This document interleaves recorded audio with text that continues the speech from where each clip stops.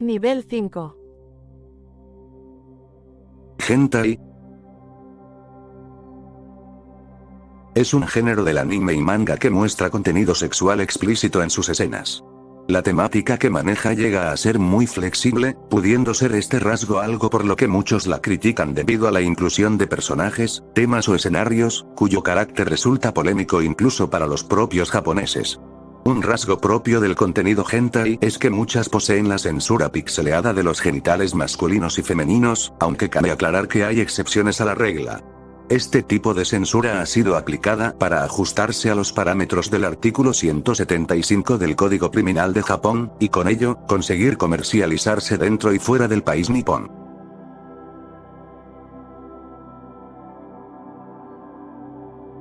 ¿Religión contra anime? No tengamos duda que el tema de la censura ya antes mencionada puede reflejarse de diversas maneras. Uno de ellos es cuando algún anime llega a incluir escenas o frases que, para algunos, hacen alusión a una especie de invocación o referencia hacia lo maligno. Esto se deriva del choque cultural entre nación a nación debido a que cada territorio ha desarrollado sus concepciones acorde a su propia experiencia, llevando a que las manifestaciones de dichas concepciones sean muy contrastantes con las de otros lugares. Se ha llegado a contar que los conflictos nacidos entre religión y anime suceden cuando esta última hace alguna referencia religiosa, usualmente las que parecen ser de índole judeocristiana, al ilustrar personajes de los textos sagrados, o bien, plasmar una historia que se asemeje a algún pasaje religioso de importancia. También está el caso de los fans que hacen rediseños de imágenes religiosas bajo una estética de anime. Por otro lado, ha habido colectivos religiosos que tildan al anime de satánico, así como ser incitadora para cometer los pecados capitales, siendo estos usualmente los de la lujuria y la gula. Por ello, se han apoyado de medios de comunicación para la difusión de sus ideas con el fin de salvaguardar a los jóvenes de estas influencias dañinas.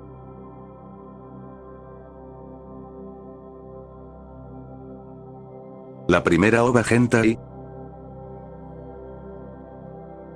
Este reconocimiento se lo lleva Lolita Anime, la cual fue estrenada entre los años 1984 a 1985 bajo el estudio Wonder Kids, siendo creada por Tatsushi Kurahashi. La ova consta de 6 capítulos con historias que a veces son autónomas y otras que se entremezclan entre sí y cuya principal característica es la inclusión de lolis. Ante esto último también se le considera como la obra que introduciría a las ovas el subgénero del lolicón. El hentai tendría éxito pero también críticas debido al tipo de temática que muestra, llegando a ser catalogada como uno de los animes más polémicos de la historia, aunque también se le recordaría como la pionera del género hentai hasta nuestros días.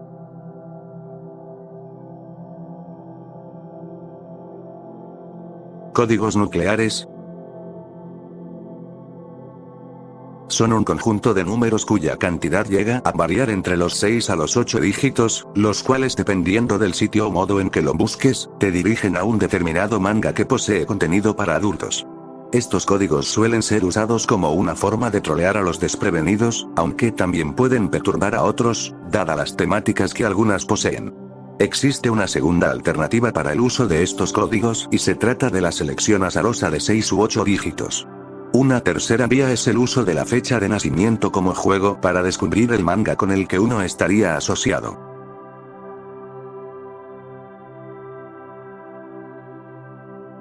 Hideo Asuma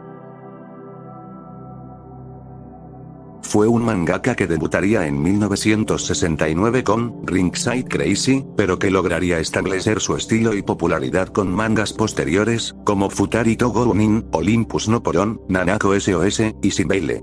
Esta última fue un doujinshi que causó mucha controversia por su contenido, pero al día de hoy, a esa obra se le considera como la inauguradora del lolicón y a Hideo Asuma se le llamó por eso, el padre del lolicón.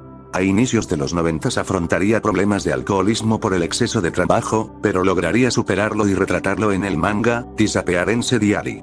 Estaría en sus últimos días luchando con un cáncer de estómago, pero terminaría falleciendo por dicha enfermedad en el año 2019.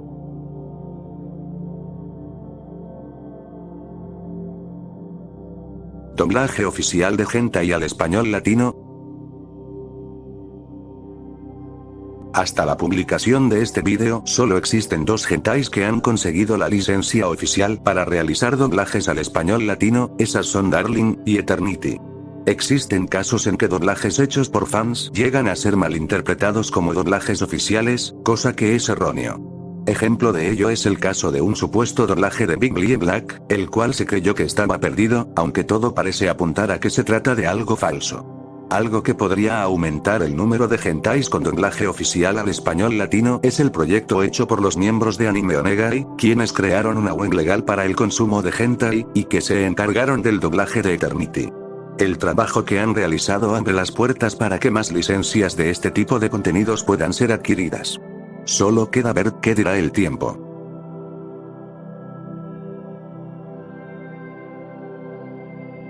¿El mal de Occidente es la censura? Esto ha estado presente desde los primeros momentos en que el anime entró a este lado del mundo, lo podemos ver desde las emisiones de Yu-Gi-Oh! Hasta Dragon Ball.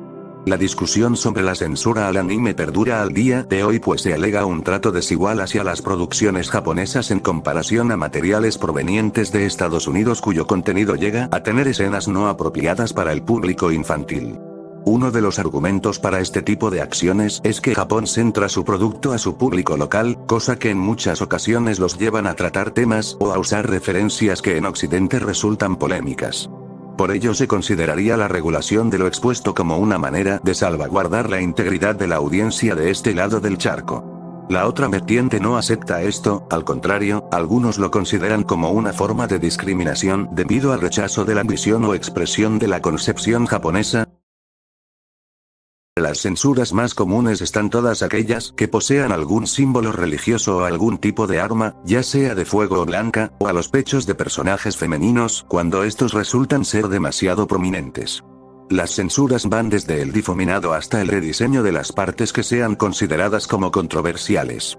Lo cierto es que esta discusión no terminará ahora, ni parece que lo hará en un futuro, ya que conforme salen los nuevos estrenos, habrá ocasiones en que se busque censurar cierto anime, o cierta escena, o cierto personaje. Ya sea que en algunos casos tengan argumentos a favor como que en otros los puntos que se dan se perciban como disparatados. Queda a su criterio qué pensar al respecto.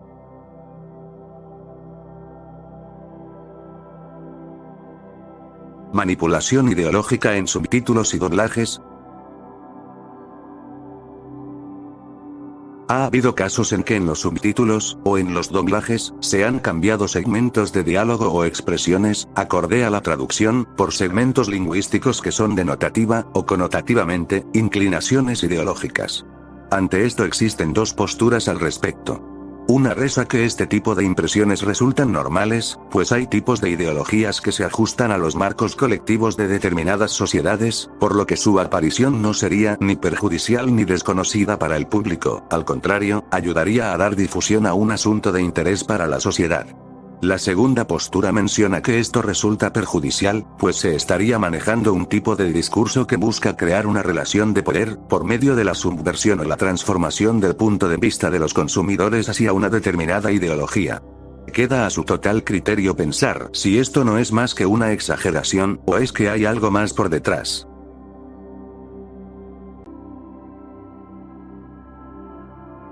Netori, Netorare, y Netorase. Estas 3 palabras tienen como tema base la infidelidad dentro de alguna relación amorosa, sin embargo, cada una tiene su manera de retratarlo. Hay que hacer la aclaración que este tipo de temáticas no están solo adscritas al hentai, pues también suelen usarse en animes que no necesariamente sean de este género. Netori, se representa meramente la infidelidad sin que el otro miembro de la relación llegue a enterarse. Al mismo tiempo, dicho miembro solo es mencionado o tiene poco tiempo en pantalla. Quien está realizando el engaño disfruta de su aventura. Netorare, el miembro engañado logra descubrir la infidelidad, pero únicamente llora de impotencia mientras su pareja goza de serle infiel. Quien es engañado, a diferencia del Netori, tiene mayor presencia en pantalla por lo que su sufrimiento puede ser visualizado.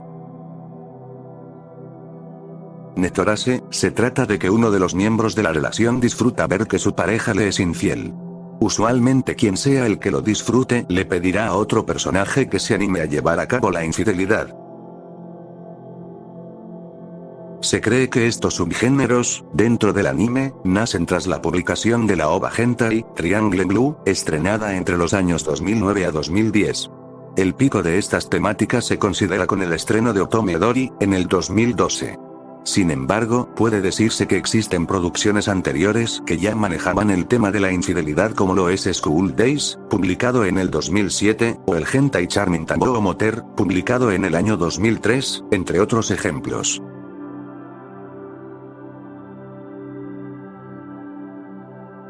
Eroguro Nansensu. Este nombre es una composición, wasei eigo, la cual toma las palabras en inglés erotic, grotesque, y nonsense. El ero abarca todo tipo de expresión sexual más allá de la normativa, llámese parafilias o fetiches, o bien, las cuestiones de identidad de género. El guro tiene su expresividad no solo en lo sanguinolento, sino en las deformaciones físicas o en los trastornos mentales. El nansensu es el sinsentido humorístico que raya en lo surrealista. El movimiento en sí tuvo sus inicios en Japón entre las décadas de 1920 a 1930, durante una época en que dicho país concentraba una gran censura militar hacia diversos medios de expresión e información gracias a la influencia fascista en el territorio. Ante el autoritarismo hubo individuos interesados en ignorar la censura, esto tomándolo como una manera de resistirse a la reglamentación social, a través de temas considerados tabúes. Parte de lo que establecería el carácter polémico en las publicaciones de este movimiento fue lo acaecido en el incidente de Sada Abe en 1936, en cuyas características del crimen llevó a una inspiración de los autores para desarrollar lo grotesco, sexual y polémico de sus trabajos. Las producciones eroguro nansensu tendrían su auge hasta la década de 1980 bajo un estatus underground, estableciendo por aquel entonces que era conveniente mantenerse bajo el mismo estatus en lugar de convertirse en publicaciones más comerciales que apoyen el mercantilismo o capitalismo. Esto último es un tema de debate, pues muchas obras consideradas de este movimiento gozan de cierta popularidad, por lo que dicho rasgo sería debatible en nuestros días.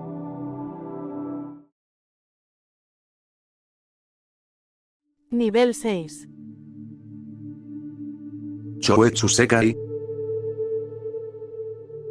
Aum Shinrikyo es una secta fundada en el año 1984, la cual ofrecía a sus seguidores la salvación mientras promulgaba una ideología con tintes conspiranoicos y terroristas. Y para el año 1989 lograría ser registrada como una religión oficial en Japón. Esto último puede que haya sido el factor que le beneficiara en la creación y emisión del anime, Chouetsu Sekai, la cual posee 10 episodios con duración de 8 minutos cada una, en que se intercala escenas animadas con vídeos e imágenes live action del líder y fundador de la secta, Shoko Asahara.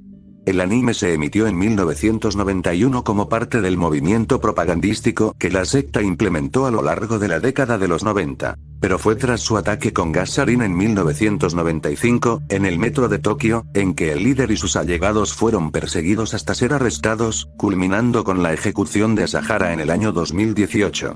Actualmente la secta está bajo intensa vigilancia, aunque se cree que está lejos de ser una amenaza como lo fue antes.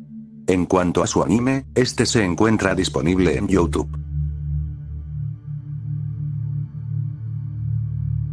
El autor del 9-11 era otaku. La Agencia Central de Inteligencia, o por sus siglas en inglés, la CIA, publicó 470.000 archivos de la computadora personal del autor intelectual de los ataques en suelo estadounidense ocurridos en septiembre del 2001. Los archivos se obtuvieron tras la operación de las Fuerzas Especiales estadounidenses, en que perdió la vida dicho individuo. Lo que nos atañe aquí es que entre el material encontrado están animes como Naruto, Dragon Ball y Bleach. También añadir que gustaba de los videojuegos como Final Fantasy VII y Mario Kart.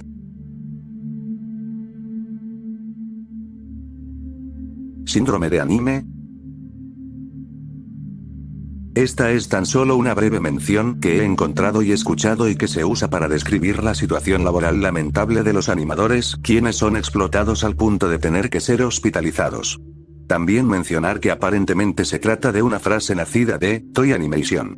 Lo que esta frase describe puede que sea una particularización del término karoshi, la cual es usada para referirse a todo tipo de trabajo en que el empleado soporta un exceso de horas laborales al punto de perder la vida por el agotamiento y el estrés de esta rutina. Cat Soap. Chiyomi Hashiguchi es la creadora del manga, Nekojiro Udon, en donde a través de la ternura e inocencia de sus dos personajes busca plasmar la crueldad, crudeza, frialdad, y cotidianeidad del complejo mundo. En sí este manga resultó un tanto polémico dadas las temáticas que en algunas ocasiones Hashiguchi llegó a manejar, como lo es el asesinato, el suicidio y la trascendencia después de la muerte. La forma peculiar de este manga no iría más allá de su propio mundo si no fuera por el diario personal de la mangaka en donde por medio de relatos, acompañados de caricaturas de ella o de sus personajes, nos cuenta sus vivencias, así como algunas reflexiones a las que ha llegado. Este diario, junto a la personalidad que su esposo o compañeros de trabajo han descrito de ella, han hecho ver que en Nekojiro Udon, la mangaka desenvuelve sus deseos más oscuros como una manera de liberarse, o controlar, ese lado que mantenía oculto. A pesar de lo relativamente famoso que era su manga, no lograría superar sus propios demonios y se quitaría la vida en el año 1998. Para el siguiente año su manga recibiría una adaptación animada con capítulos de no más de 3 minutos, manteniendo aquel toque tierno y brutal de su trabajo. En el 2001 saldría la mejor adaptación del trabajo de Hashiguchi cuyo título en inglés es Cat Soap, una animación de un poco más de 30 minutos cuyo visual experimental nos trasladan a una travesía entre la trascendencia de la vida hacia la muerte, sin dejar de lado la violencia y la visión onirista de la mangaka, a la par que también nos da algunas referencias religiosas o posturas filosóficas. Una obra que más allá de lo experimental de su visual resulta en un auténtico viaje que los hará reflexionar. Lolicon y Shotacon. Existe controversia en cuanto a ambos términos, pues comúnmente son asociados al género hentai al involucrar en situaciones sexuales explícitas a personajes prepúberes, es decir, que poseen una apariencia desde los 13 años para abajo. Se piensa que el origen de este tipo de contenido proviene de las interpretaciones hacia el artículo 197 del Código Penal japonés en el cual se llegó a prohibir la exhibición explícita del vello púbico en materiales animados. Ante esta restricción hubo quienes hallaron en los modelos de personajes del rango de edad antes mencionado una forma de evadir parte de esta penalización, y con ello, creando e impulsando el lolicon y shotacon. Los materiales comenzaron a florecer primeramente en el manga, como lo es con Cibele, de Hideo Azuma, hasta que ya entrada la década de los 80 se estrenase Lolita Anime, consiguiendo su pico de popularidad años después con el hentai, Shoujo Ramune.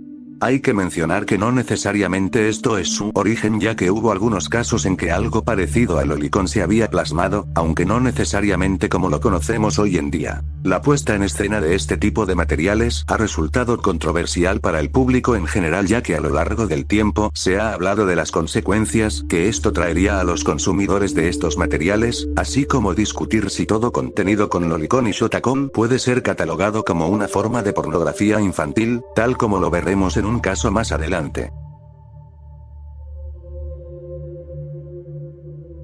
Seiyuu de Carly Nagisa.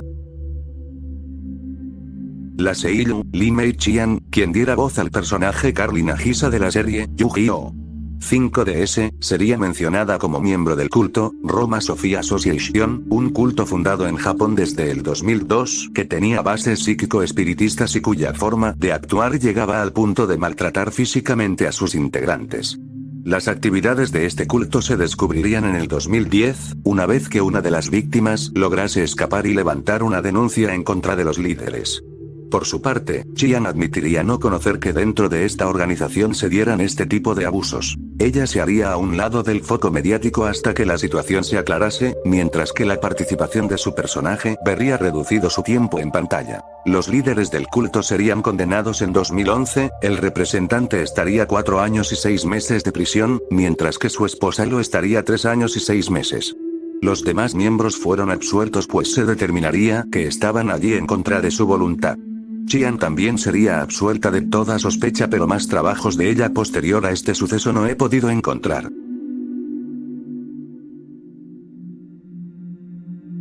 Estudiantes poseen Death Notes. La trama de Death Note y la comercialización de las libretas de la serie generó cierta inquietud entre algunas personas, quienes alegaban que este anime podría influir de forma negativa a los jóvenes espectadores, por ejemplo, al creer que si anotaban nombres en las libretas de la serie sería un primer indicio de que cometerían un delito más grave. Esta paranoia puede ejemplificarse con las medidas tomadas por autoridades estudiantiles de algunas secundarias en Estados Unidos, quienes al hallar que algunos de sus alumnos no solo tenían sus propias libretas de la serie, sino que anotaban en ellas nombres de algunos de sus compañeros, decidirían o suspenderlos, o expulsarlos. De estos casos suscitados entre los años 2007 al 2010, y a pesar de que no fueron demasiados y no pasaron de la sola anotación de los nombres, las autoridades no se retractarían de las medidas. Hubo aplausos hacia ellos por su rápida acción para evitar una tragedia, pero también fueron criticados por creer que una serie podría influir tanto en un espectador como para llevarlo a cometer una atrocidad. Tengamos en cuenta que esta actitud de las autoridades puede deberse a la paranoia que la nación estadounidense posee dado su historial con los tiroteos en sus centros educativos, y más por la profunda marca generada en Columbine. La repercusión de este anime también ha generado la prohibición de su emisión o la posesión de material de la serie, especialmente con las Death Notes, sin ninguna base que sustente que es capaz de influir perjudicialmente a alguien.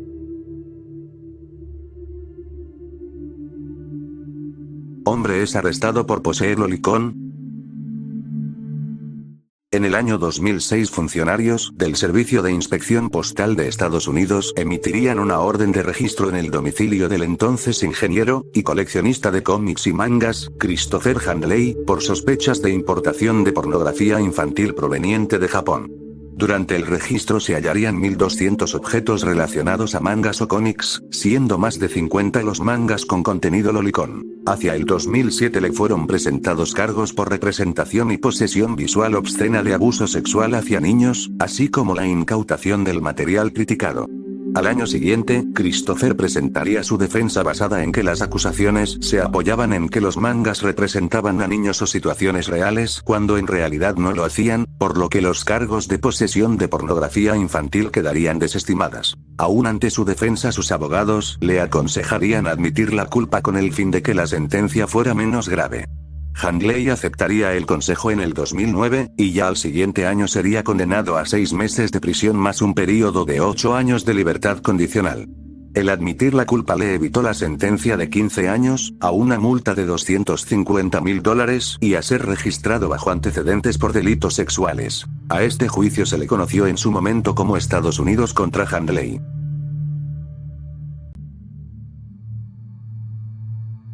Explotación en los estudios de animación.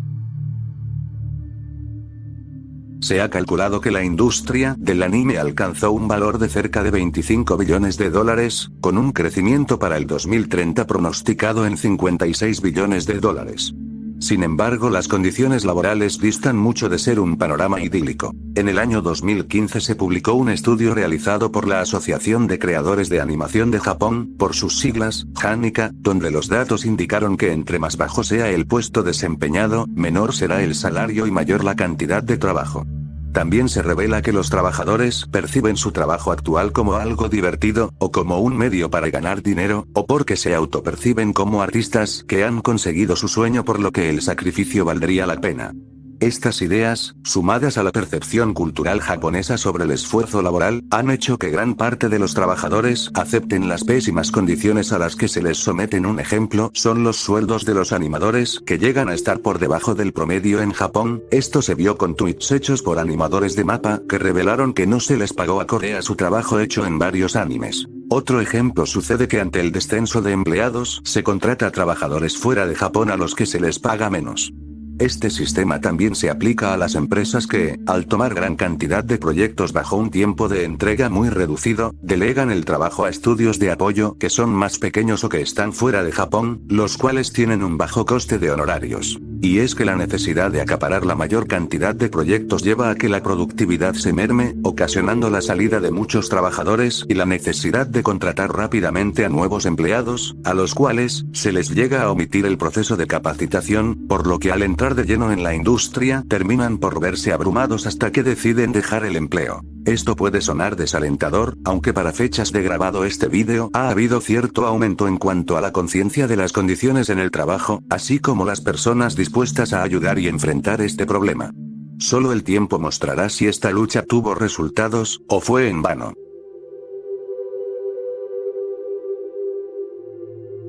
Niña imita a Yuno Gasai.